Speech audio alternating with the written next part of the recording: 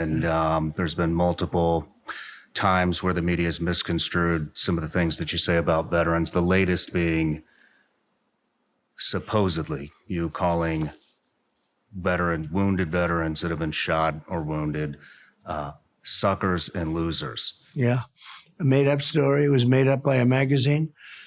And I think it was The Atlantic, which is a radical left magazine.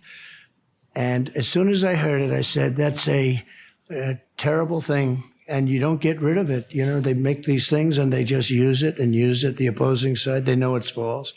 I had 26 people that said it never happened. Who would say it? Who would say it? Nobody would say it. A stupid person or a person that's mentally ill. And, you know, as you know better than anybody, I rebuilt our military. We gave 86 billion, 85 billion of it away to Afghanistan so stupidly, but far bigger than even that. I rebuilt our military.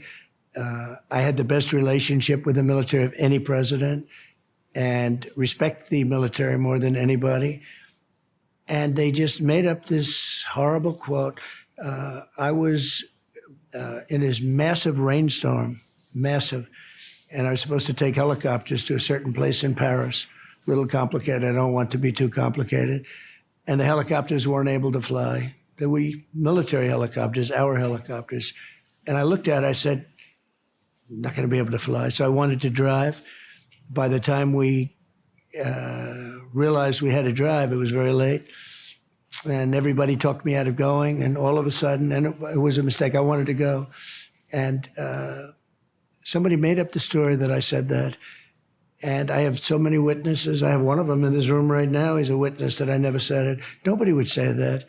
And I went to one the following day in a big cemetery. But they said I said about soldiers, I think it was World War I soldiers, they're suckers and losers, and they're in graves. Think of it. They gave their life for our country. This was in Paris. It was an American cemetery, and they said that, and this was somebody that actually, he didn't say it. They made it up with a magazine. You know, they make things up. They don't even have sources. They make things up out of thin blue like a storyteller. And I wanted you to ask me this question because I think it's a terrible, terrible thing. But they make up stories.